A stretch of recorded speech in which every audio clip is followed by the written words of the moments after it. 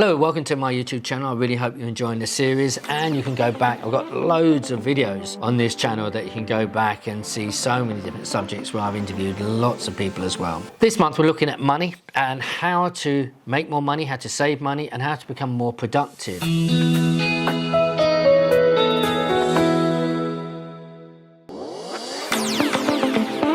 So this week's no different. We're going to be looking at increasing our productivity in what we do. So in a time of where it looks like we're heading for a recession, high inflation, and we don't have as much money coming in because if the mortgages are going up, we talked about fixing those for a period of time. But what more can we do? Let me start by a suggestion which happened in Korea, when the country not only had a bad time with inflation, but they went from recession into a depression. And I was talking to one of the leading financial experts in the world, who is the cousin of my father-in-law, and he was the chairman of the Bank of England. And when he's the one that told me about this, he said, Trevor, he said, in that time in Korea where they had this problem, the government said, look, what we want to do, because in the time of depression, remember, there's low unemployment, there's not enough money going back in now, so it's getting crazy and they need an injection of cash. In the time of depression,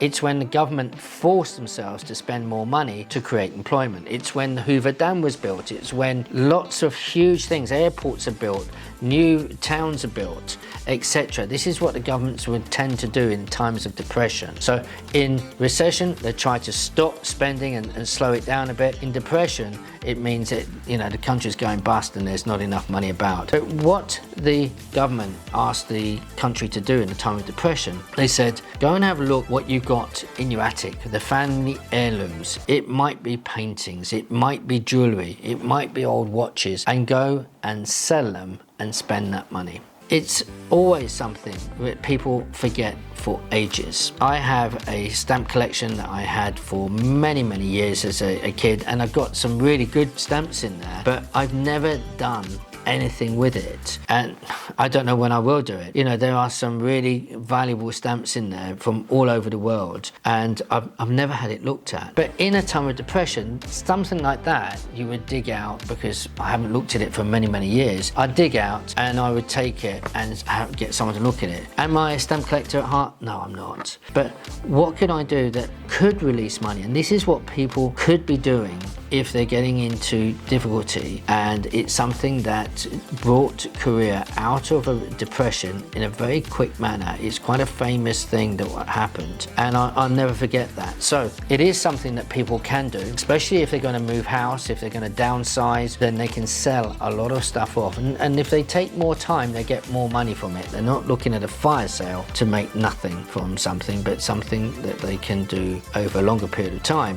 They will get a reasonable price. But that was one thing. The other thing is, what can we do? Let's supposing you have some single lets. I much prefer to do this with houses than with apartments. But instead of renting a property out as a single let, then you could rent it as a serviced accommodation. That's a property such as Airbnb. You will need permission from your mortgage provider, and you will perhaps need a different insurance, and that's something you need to go to the insurance company and talk to them about. However, that's if you own the property. If you don't own the property, you can go and do what's called a rent to service accommodation. So you would rent a house from somebody who owns houses. You could go into letting agents and say, have you got any houses to rent where I can guarantee the rent? This is what I want to do. Be very open with it. I want to rent it over a long period of time, 2, 3, 4, 5 years. I'm going to put some nice things in it. I might paint it a little, bring it nice and vibrant and a nice place to be. And I'm going to rent it out short term on a serviced accommodation way, such as Airbnb, Booking.com, that someone comes to live there for a few nights or a couple of weeks, and you can make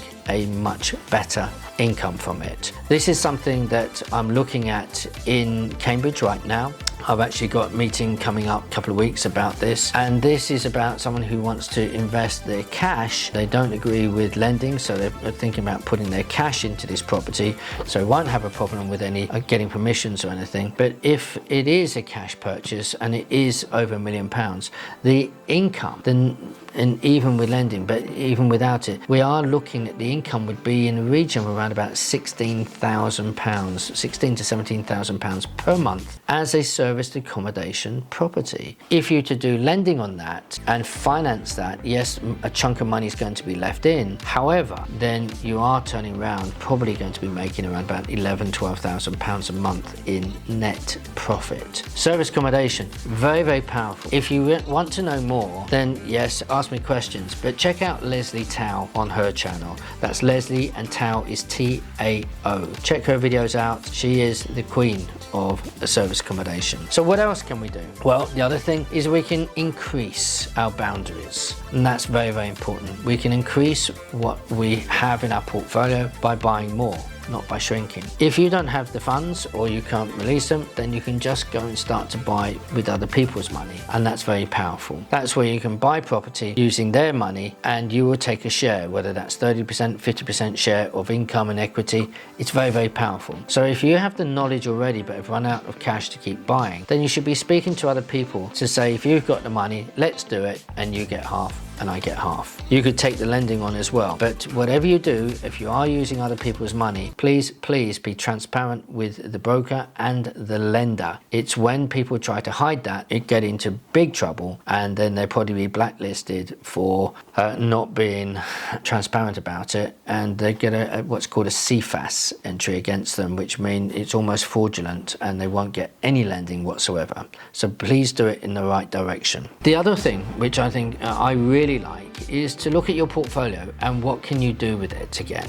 So if you do have a large house, and look at the back, who is increasing the size of it at the back, who's doing loft extensions, can you put something on the side? So how can you increase the boundary to make it more productive, more value? And if it gets more value, you're going to get more income. So what you might be able to do, in some, if it's an end terrace or something, you might be able to build a house on the end terrace. You might be able to convert it into apartments. And remember, please, apartments aren't always just level like that. You can have what's called a mezzanine apartment, which is 2 stories, and all you have the steps going up. So downstairs you have the living room, and upstairs you might have the bathroom and the bedroom. So it's not always just flat going that way. You can have smaller ones going like that, and you can do multiple. It's about being creative, and if you can see what you can do, then great. But if you're not sure, then that's when you need some consultancy about what you've got. If you do want consultancy, contact me direct on